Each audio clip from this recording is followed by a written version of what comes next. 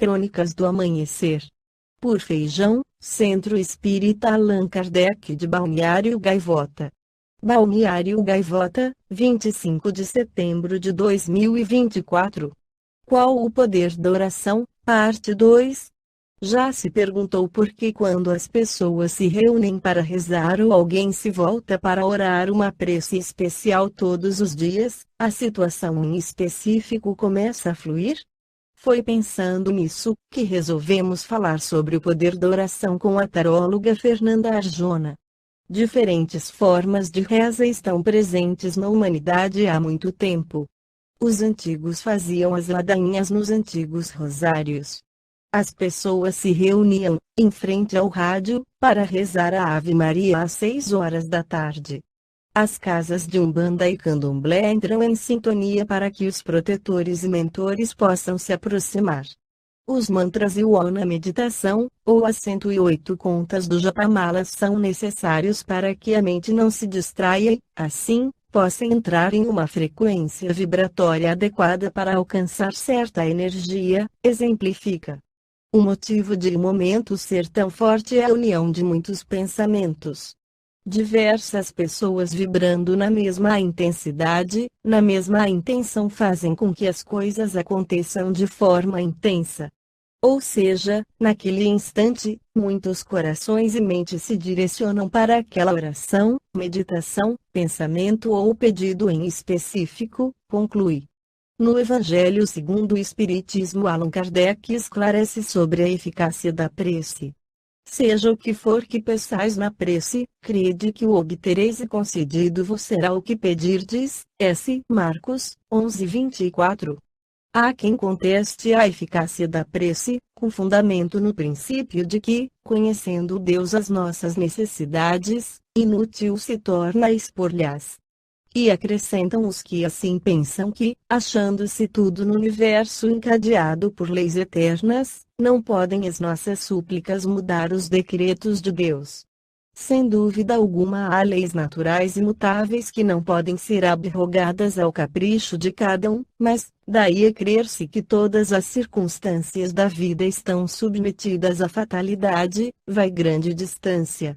Se assim fosse, nada mais seria o homem do que instrumento passivo, sem livre-arbítrio e sem iniciativa. Nessa hipótese, só lhe caberia curvar a cabeça ao julgo dos acontecimentos, sem cogitar de evitá-los, não devera ter procurado desviar o raio. Deus não lhe outorgou a razão e a inteligência, para que ele as deixasse sem serventia, a vontade, para não querer, a atividade, para ficar inativo. Sendo livre o homem de agir num sentido ou noutro, seus atos lhe acarretam, e aos demais, consequências subordinadas ao que ele faz ou não. Há, pois, devidos à sua iniciativa, sucessos que forçosamente escapam à fatalidade e que não quebram a harmonia das leis universais, do mesmo modo que o avanço ou o atraso do ponteiro de um relógio não anula a lei do movimento sobre a qual se funda o mecanismo. Possível é, portanto, que Deus aceda a certos pedidos, sem perturbar a imutabilidade das leis que regem o conjunto, subordinada sempre essa anuência à sua vontade. Desta máxima, concedido vos será o que quer que pedirdes pela prece, fora ilógico deduzir que basta pedir para obter e fora injusto acusar a providência se não acede a toda súplica que se lhe faça, uma vez que ela sabe, melhor do que nós, o que é para nosso bem. É como procede um pai criterioso que recusa ao filho o que seja contrário aos seus interesses. Em geral, o homem apenas vê o presente, ora, se o sofrimento é de utilidade para a sua felicidade futura, Deus o deixará sofrer, como o cirurgião deixa que o doente sofra as dores de uma operação que lhe trará a cura. O que Deus lhe concederá sempre, se ele o pedir com confiança, é a coragem, a paciência, a resignação.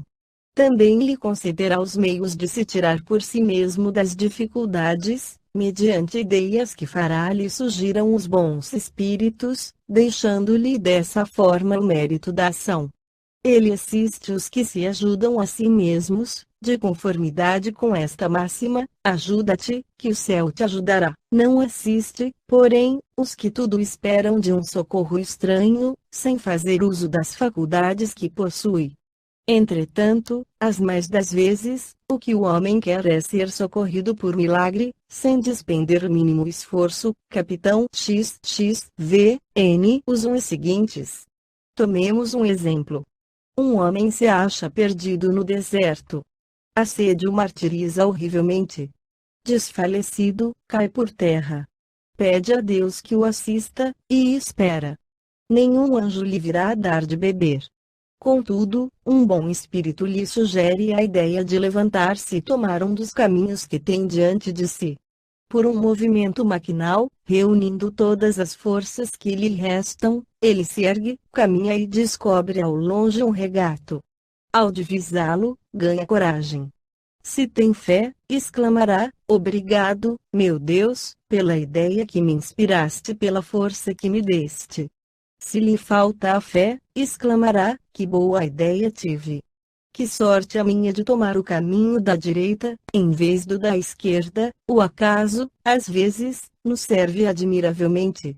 Quanto me felicito pela minha coragem e por não me ter deixado abater.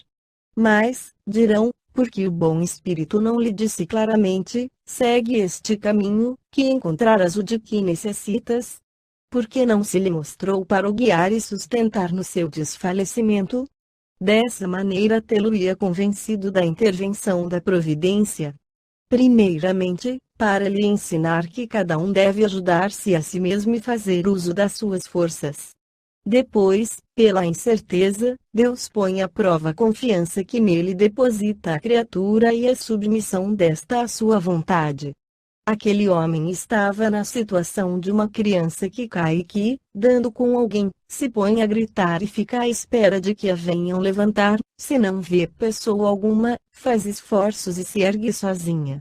Se o anjo que acompanhou a Tobias lhe houvera dito: sou enviado por Deus para te guiar na tua viagem e te preservar de todo perigo, nenhum mérito teria tido Tobias. Fiando-se no seu companheiro, nem sequer de pensar teria precisado. Essa razão porque o anjo só se deu a conhecer ao regressarem. Esta foi a crônica do amanhecer de 25 de setembro de 2024.